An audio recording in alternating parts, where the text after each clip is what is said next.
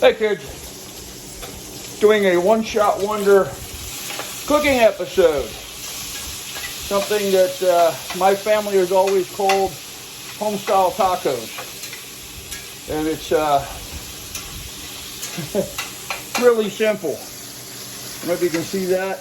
You can't see, but it's just some hamburger. Let me sit you guys over here. Now, lettuce, tomato, taco seasoning into the hamburger. No, taco seasoning. What the heck? Can't even open it.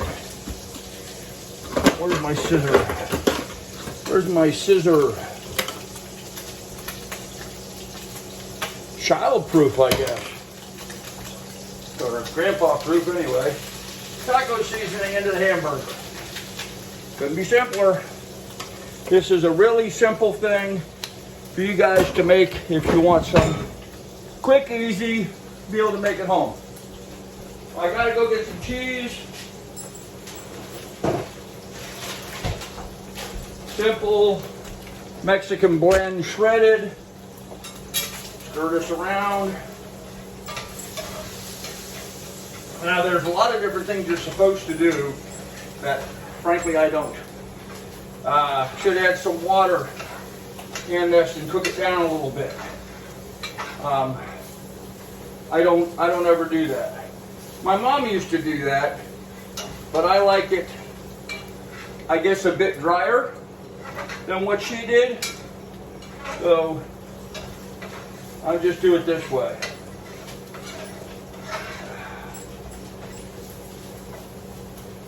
Okay, so that's done. Next plate. I don't know if I can get you guys, you can see how this, oh, I can't get you bent over any more than that.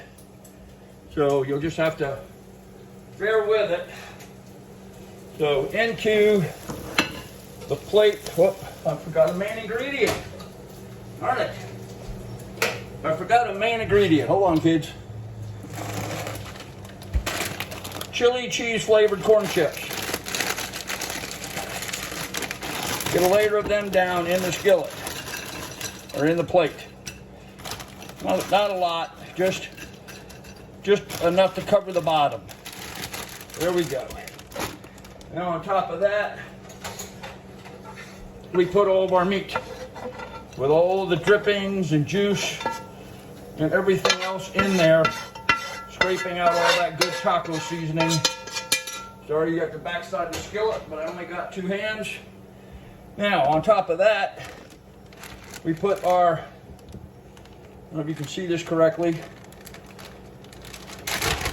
put our Mexican cheese.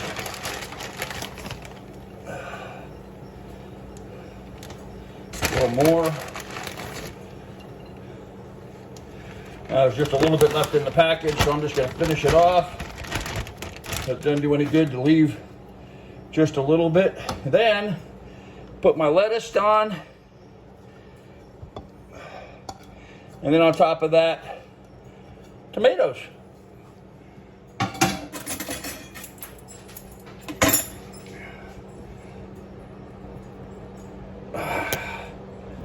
That's it.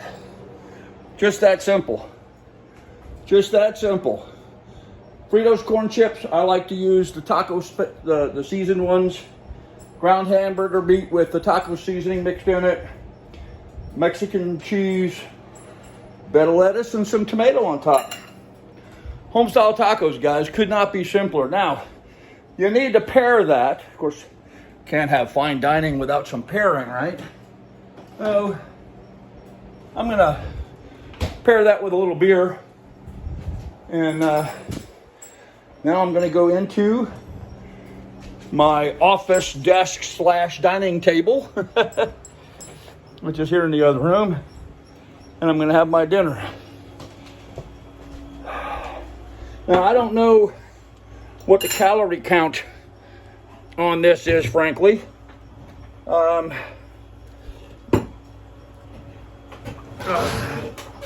I don't know. Never bothered to look it up. But I can't imagine it's all that bad. I mean, it is tacos or corn chips, which are not great for you. But other than that, it's just, you know, hamburger and cheese and lettuce and tomato. So, about a third of a pound of hamburger. You know, not more than a quarter pound or less than a half a pound. But that's it. That's the whole thing. And then the hard part is eating it, because nothing stays on your fork.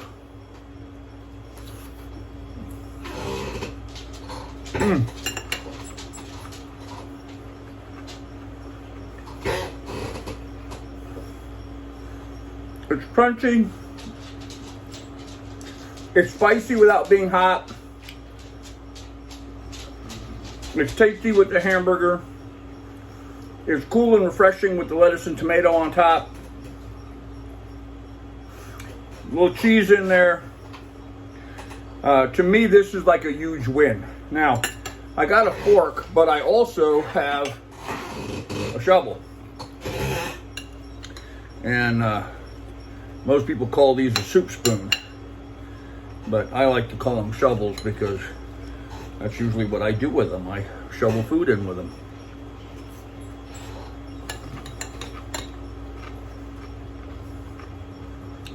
A little bit easier to eat with a big shovel.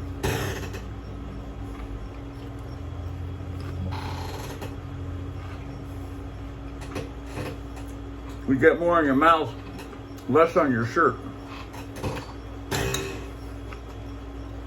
Anyhow, there you go.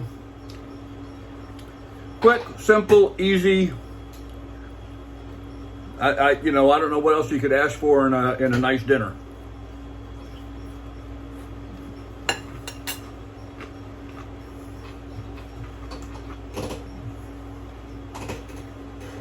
Well, you saw how quickly I put it together. The only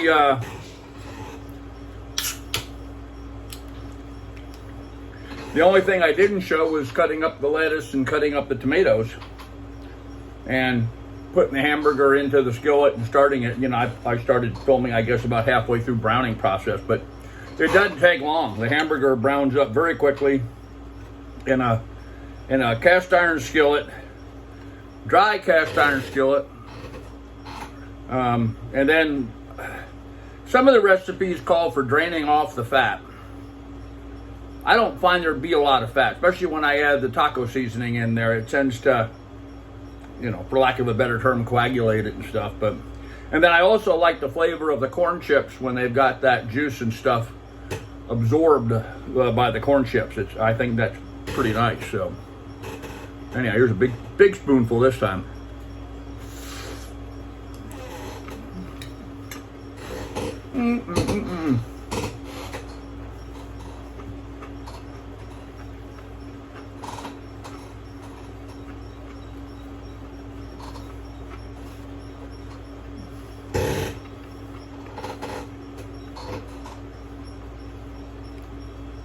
During my last live stream, somebody complained.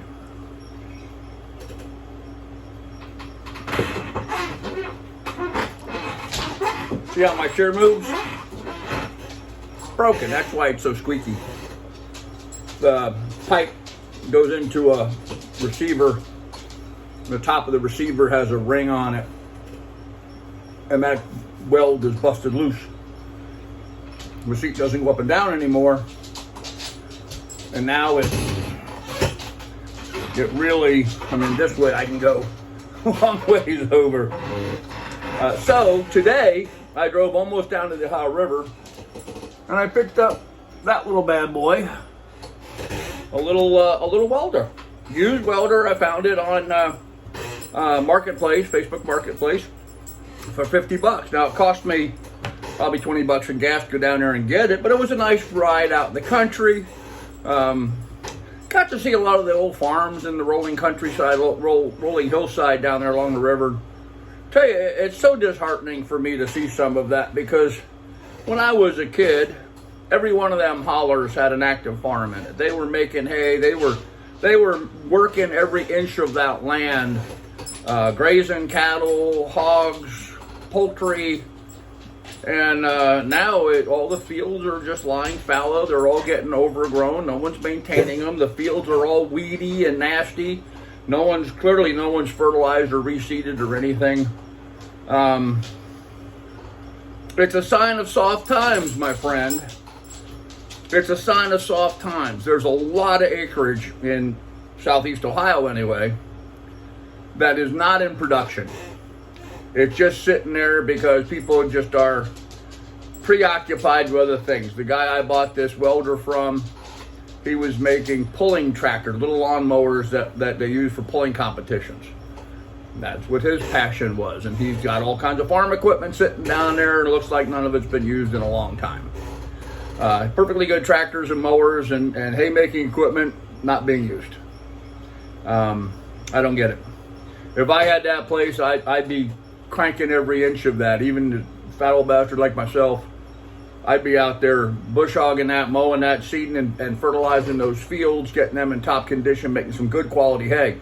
They pulled hay off that right now, it would be garbage. Maybe bedding hay, maybe something you could feed goats, but it certainly wouldn't be cow or horse hay, that's for sure. But you go in there, mow that off, go back through and seed with some grass. And then as the weeds start coming up, you mow them off again. Give that grass a chance to get up above the weeds.